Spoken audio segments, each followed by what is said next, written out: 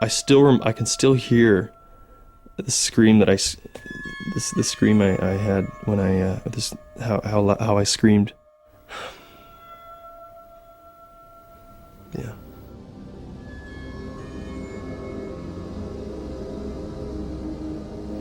And I knew right then that I'd broken my back, and it was like my whole rest of my life flashed before my eyes. You know, there was a couple of times when you're just like, why didn't it just kill me? You know?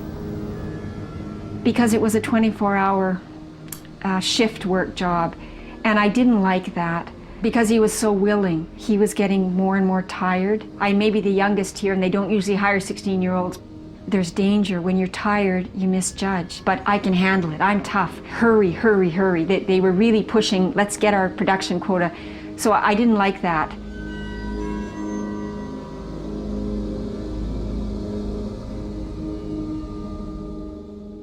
I dropped off my resume that day, and literally that afternoon they called me back and said, hey, you want to start today? And I was like, sweet. For lack of a better term, I was everybody's bitch. If somebody told me they wanted something done, there's no way I was going to say no. I wanted to impress everybody. I wanted to show them that I could do it just as well as they could. My boss calls me up and asks me to come down to work for a few hours because somebody else had canceled, and I wasn't actually scheduled to work that day. You know, they seemed unsafe, but I felt like that was an inherent part of the risk of any job. I felt like the things that I did that were dangerous were just part of the job. And I looked down the laneway and I realized that I'm in an area of high traffic, so I'm like, okay, well, I should move the forklift. I had seen so many guys do this, and apparently this is, you know, forbidden. You don't ever go near this, is putting the forklift in gear when you're not in it. I didn't see anything wrong with it, and I'd done it a few times myself. So what I do is I stand beside the forklift, and the gear shift lever is on the steering column, and I just tap the gear shift lever back into reverse. And it starts, I start moving backwards, and it starts moving backwards. And the only thing I didn't notice was if I'd looked at the wheels, I would have seen that they were turned. At first I ran around to the other side because I was kind of confused. I was like, okay, how do I get back in this thing when it's moving? So it starts moving backwards, and I panic.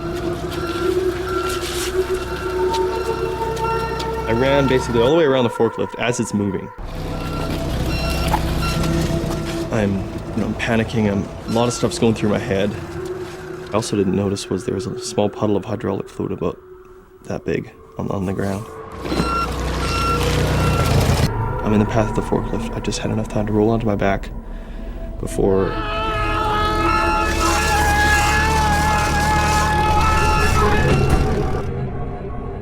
it was in slow motion how everything happened, and literally the rest of my life kind of flashed.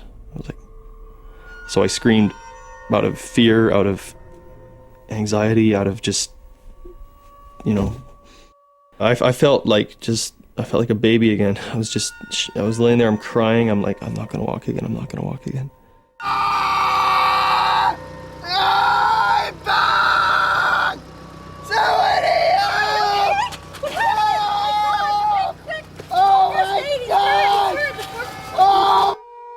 So I'm laying there on the table, and there's a whole bunch of doctors and nurses above me. Can you hear me? What are they gonna do to me? And what have I done to myself? My dad was just strong, steady, very calm. Here was my son, so proud to be driving a forklift. Didn't occur to me to ask myself, does he know what he's doing? How fast does it move, for instance? Is he competent in using this machine? They scoot around pretty quickly. How risky is it that he wasn't indeed paralyzed, from the neck down, or killed? Oh, so I don't have to just worry about joyriding on Friday night. It was so preventable, it's ridiculous. I have to worry about when they go to work on Monday morning or after school. If they had given me the proper training. The workplace can be a really dangerous place. Make sure you know what kind of training you need. I want parents to know that. Know your rights, know what is required of you and what is required of your employer.